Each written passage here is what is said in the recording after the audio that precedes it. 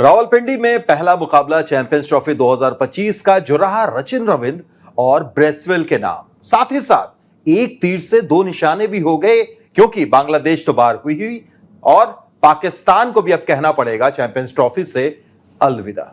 करेंगे इसी पर बात। स्वागत है आपका ESPN cricket info match day Hindi में, और हमारे साथ मौजूद हैं वसीम जाफर। बहुत बहुत स्वागत वसीम भाई। शुक्रिया सैयद। पहले ब्रेसवेल फिर सचिन रविंद्र, इन दोनों के शानदार प्रदर्शन के दम पर न्यूजीलैंड तो जीती वसीम भाई, साथ ही साथ बांग्लादेश पाकिस्तान दोनों बाहर। अच्छी न्यूज भारतीय फैंस के लिए भी कि टीम इंडिया और न्यूजीलैंड क्वालिफाई कर गई सेमीफाइनल में। जी आई मीन दो प्रोबेबली सबसे अच्छी टीम जो इस ग्रुप में थी, मैं कहूँगा वो टीम क्वालिफाई हुई है, जो ऐसे लगा भी था शुरू में। बट उसके अलावा मैं कहूँगा कि बांग्लादेश का थोड़ा डिसअपॉइंटिंग परफॉर्मेंस रहा है। हर साल हम हर ICC इवेंट में एक्सपेक्ट करते हैं कि बांग्लादेश थोड़ा बेटर खेलेगी।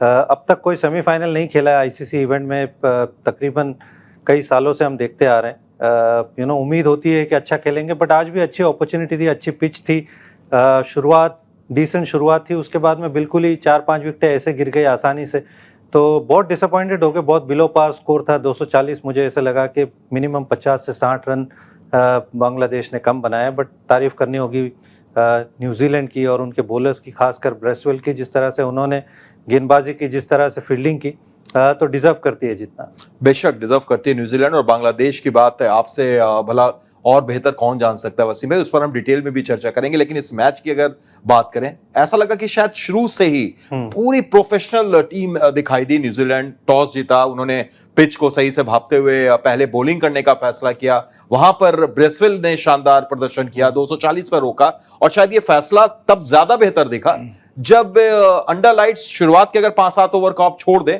तो बल्लेबाजों के लिए बिल्कुल पाटा विकेट हो गई। एक्सपेक्टेड भी था कि सेकेंड हाफ में थोड़ी पिच बेहतर हो जाएगी, थोड़ा सा शबनम गिरती है तो बॉल अच्छा आता है बैट पे। शुरुआत में थोड़ा झटका लगा दोनों गेंदबाजों ने, तस्किन ने और जिस तरह से नाहिद राणा ने गेंदबाजी की, 2 अच्छी विकेटें निकाली। बट उसके बाद में सचिन रविंद्र कमाल की बल्लेबाजी की। उन्होंने इस टूर्नामेंट का पहला मैच खेल रहे थे, इंजरी से बाहर हुए थे, बट तारीफ करनी होगी कि उनकी अडेप्टेबिलिटी की, कि आप उनको ओपन करा दो वहाँ भी वो बढ़िया खेलते हैं। अब आप उनको आपने 4 पे खिलाया, वहाँ भी बढ़िया खेलते हैं। पेस स्पिन कमाल की उनके सामने बल्लेबाजी करते हैं। तो वो पार्टनरशिप जो लेथम और उनकी पार्टनरशिप हुई, एक तरह से मैच को सील कर दिया। और ऐसे लग रहा है कि न्यूजीलैंड बिल्कुल एक वेल ऑयल्ड मशीन की तरह से खेल रही है। बिल्कुल। और सचिन रविंद्र के नाम एक अनोखा रिकॉर्ड भी जुड़ गया वसीम भाई। एक तो ये कि ICC टूर्नामेंट में 4 शतक लगा चुके हैं, और न्यूजीलैंड की तरफ से सबसे ज्यादा शतक लगाने वाले ICC वनडे टूर्नामेंट में वो बन गए हैं बल्लेबाज। इसके अलावा वर्ल्ड कप में याद होगा आपको, जब उनका पहला मैच था, डेब्यू मैच था वनडे में, वहां पर भी उन्होंने शतक जड़ा। यहां भी इनका पहला चैंपियंस ट्रॉफी का ये पहला मुकाबला, यहां पर भी शतक जड़ा। तो ये खिलाड़ी ऐसा दिखता है जब भी हम बात करते हैं, चाहे टेस्ट की बात हो, T20 की बात हो, वनडे की बात हो, अक्रॉस द फॉर्मेट एक सुपरस्टार खिलाड़ी। बिल्कुल। और खास करके ICC इवेंट्स में वर्ल्ड कप की आपने बात की कि वहां पर भी 3 शतक लगाए थे। सबको चौंका दिया था जितनी बढ़िया बल्लेबाजी उन्होंने की थी। और यहाँ भी आते के साथ में पहले ही मैच में शतक लगाया है। बहुत एक्साइटिंग प्लेयर है, और ऐसा लगता है कि आते कई सालों में सचिन रविंद्र का नाम हम सुनते रहेंगे। और वो ऊपर के पायदान में दिखते हैं कि जब केन विलियमसन और ये प्लेयर्स जब चले जाएंगे तो सचिन रविंद्र होंगे शायद जो इस टीम को आगे ले जाएंगे। बेशक। और दूसरे हीरो अगर माइकल ब्रेसवेल की बात करें, जिन्होंने 10 over 26 run 4 wicket 43 dot ball, शायद इसलिए वो प्लेयर ऑफ द मैच भी रहे। तो आप मानते हैं कि एक अच्छी गेंदबाजी देखने को मिली, भले ही बांग्लादेश के खिलाड़ी ने कुछ गैर जिम्मेदाराना शॉट्स खेले, लेकिन उन्होंने अपना काम बखूबी अंजाम दिया। जी बहुत बढ़िया, क्योंकि पिच में इतनी ज़्यादा हेल्प नहीं थी, लेकिन वो कंसिस्टेंसी से उन्होंने गेंदबाजी की। थोड़ा हम जाने जाते हैं उनको उनकी बल्लेबाजी के लिए, लेकिन अच्छे ऑफ स्पिनर भी हैं, बढ़िया पैकेज है एक ऑलराउंडर की तरह। इस टीम के अंदर 2-3 ऐसे प्लेयर है, ग्लेन फिलिप्स एक है, लेकिन ब्रेसवेल ने कमाल की गेंदबाजी की। एक साथ उनको 10 ओवर कराए, और वो 4 विकेटें जो उन्होंने चटकाए, एक तरह से गेम वहीं पे पूरा न्यूजीलैंड की तरफ उन्होंने मोड़ दिया। अब अगर बांग्लादेश की बात करें, जो आप शुरू में कर रहे थे वसीम भाई, इस टीम में अगर आप देखें तो मुशफिकुर रहीम, आज महमूदुल्लाह भी खेल रहे थे, एक और अनुभवी खिलाड़ी नजमुल शांतो, हालांकि उन्होंने अच्छी पारी खेली, 77 रन उन्होंने बनाए, और मिराज, कई अनुभवी खिलाड़ी मौजूद हैं, मुस्तफिजुर भी खेल रहे थे। उसके बावजूद टीम का ग्राफ ऐसा लगता है कि ऊपर जाने के बजाय लगातार नीचे डिप करता जा रहा है। जी हाँ, और ये एक समस्या है। मैं कहूँगा कि हम एक्सपेक्ट करते हैं कि बांग्लादेश आईसीसी इवेंट में आके अच्छा करेगी, और एक्सपीरियंस भी है, और ये प्लेयर काफ़ी टाइम से खेल भी रहे आईसीसी टूर्नामेंट, बारिंग 2-3 प्लेयर के, ये सारे प्लेयर्स खेलते हुए आ रहे हैं। उसके बावजूद भी उनको हम अच्छा करते हुए नहीं देखते हैं, तो ये एक समस्या का विषय है बांग्लादेश बोर्ड के लिए।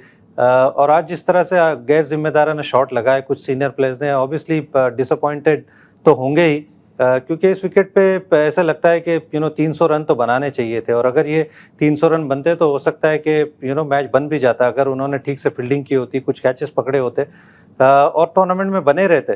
तो डिसअपॉइंटिंग है विदाउट अ डाउट, क्योंकि जो यंग खिलाड़ी भी, जो तंजीद को हम देख रहे हैं, उनको हम वर्ल्ड कप से खेलते हुए देख रहे हैं। इससे पहले शम्मू सरकार को देखा, वो कई सालों से खेलते आ रहे हैं। मुशफिक, महमूदुल्लाह की आपने बात की, मिराज ऑब्वियसली, तो ये प्लेयर काफ़ी टाइम से है, लेकिन जो इम्पोर्टेंट स्टेज पे आप एक्सपेक्ट करते हो परफॉर्मेंस, वो परफॉर्मेंस निकल के नहीं आती है, जो ऑब्वियसली एक डिसअपॉइंटिंग चीज़ है बांग्लादेश के लिए। गोइंग फॉरवर्ड ये अभियान तो उनका खत्म हो गया चैंपियंस ट्रॉफी का, क्या कोई बड़ा चेंज आप इस टीम में देख रहे हैं? कोई मुशफिकुर हो गए या फिर महमूदुल्लाह हो गए, T20 से दोनों रिटायरमेंट ले चुके हैं, क्या वक्त इधर भी आ गया है इन लोगों का? बिल्कुल, उनको सोचना तो होगा।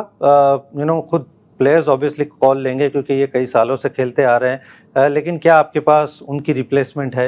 आपको ऑब्वियसली वो 2029 का जो वर्ल्ड कप है, 2027 का, सॉरी, उसके बारे में आपको अभी से सोचना पड़ेगा, अभी से प्लान बनाना पड़ेगा, और आईसीसी इवेंट में खास करके कैसे अच्छा परफॉर्मेंस निकालना है। क्वालिफाई तो वो हो जाते हैं, लेकिन किस तरह से हम सेमीफाइनल या फिर उस वर्ल्ड कप के दावेदार बने, इस बारे में थोड़ा सा मुझे लगता है उनको सोचना होगा। आखिर में बिल्कुल चलते चलते न्यूजीलैंड जैसी दिख रही है वसीम भाई, भारत का अगला मुकाबला उनके खिलाफ है, हो सकता है कि आगे फाइनल में भी इन दोनों टीमों के बीच में टक्कर देखें। भारत के लिए कितनी बड़ी चुनौती न्यूजीलैंड हो सकती है?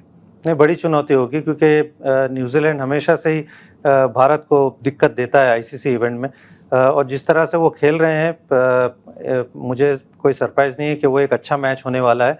भारत की भी बहुत बढ़िया क्रिकेट खेलते हुए आ रहा है, तो एक तगड़ा मुकाबला देखने को मिलेगा। न्यूजीलैंड की पेस बॉलिंग की बात करें या स्पिन की बात करें, बल्लेबाजी जिस तरह से चल रही है, तो चारों खाने उनके एक तरह से पूरे, सेम विद इंडियन टीम, तो एक कड़ा मुकाबला। और आईसीसी इवेंट का अगर सेमीफाइनल में जो टीम क्वालिफाई होती है, तो वो जाहिर सी बात है अच्छी टीमों के बीच होगा, तो यहाँ से आगे जो मैचेस है वो अच्छे ही होने वाले हैं। तो तगड़े मुकाबले होने वाले हैं, लेकिन पाकिस्तान के लिए अगर आप देखें तो 30 सालों तक, 29 सालों तक जिस टीम ने इंतजार किया था आईसीसी टूर्नामेंट की मेजबानी के लिए, मेजबानी मिली और 5 से 6 दिन में उनका सफर समाप्त हो गया। पर भारत सेमीफाइनल में पहुंच चुका है, अच्छी खबर यह है। बहुत बहुत शुक्रिया वसीम भाई, लेकिन आप जुड़े रहिए हमारे साथ और देखते रहिए ESPN cricket info match day Hindi, क्योंकि क्रिकेट का सफर यहां थमता है नहीं।